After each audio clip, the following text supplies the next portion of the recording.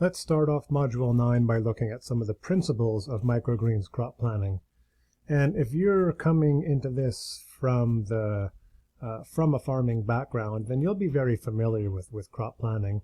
The thing that differs about microgreens crop planning is you're sowing so many crops, potentially 2 a week, which means you're sowing 100 crops a year. And so the planning is important, but clearly you will get into a routine there. So there's some principles we'll talk about, especially if you're not familiar with crop planning and this is something new for you. So we need to start with knowing what your expected yields are for any given crop. And these may change over time or with seasons, but you really need to know the range. And this is important because you're going to sow based on what your yields are. And we'll take a look at some examples there. But we're basically sowing, as we'll look at here in Principle 2, we're sowing what we think we can sell. Now, with a ground crop where we can maybe leave something in the ground and harvest it next week, if we don't think we can sell it this week, with a microgreens crop, you generally have to harvest it and sell it. You maybe don't need to sell it that day, but you need to sell it fairly quickly. So our system is really built on growing what we can sell, which in many ways is a selling point if you're dealing with chefs or customers at the farmer's market, because essentially you've grown what you think they need, so you are sowing to order. You are not sowing a bunch of stuff and hoping you sell it. So that is really part of your value proposition in many ways. We talked about this before, but you need to plan for set harvest dates.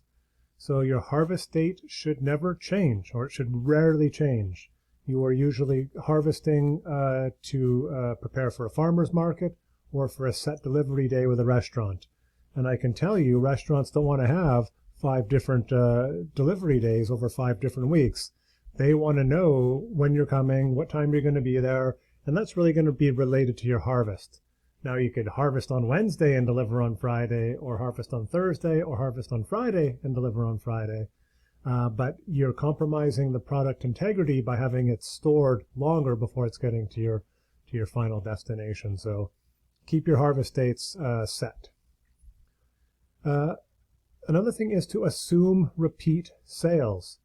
So what I mean by that is when you have a grocer or a restaurant, we generally assume they're going to continue to buy from us week after week. So that makes it much easier to plan for crops. Now with the farmer's market, that's a little more difficult. We don't really know how much we're going to sell in any given week, but over time we'll get a sense of what we think we can sell at the farmer's market in any given season, and that's what we're going to plan for. We cannot account for weather. It's pretty much impossible to look 8 or 10 days ahead and know what the weather's going to be like on a market day. And I can tell you weather will make all the difference in sales. But in general, we're sowing for a market as if we think we're going to have relatively good sales or relatively consistent sales. First and foremost, with a lot of this stuff, to be honest, is you need to keep immaculate production records. So this will include things like the number of trays you've sowed, the seeding rates you're using for different crops, the yields you're getting at harvest time. These are really important because you want to be able to see trends over time, and it's really handy when you're looking back at a previous season to get a sense of what did we sell last August, or what did we sell last January. Are we seeing trends over the season that we can use to help us prepare for crop sowing? I know here we see a dip in sales in August.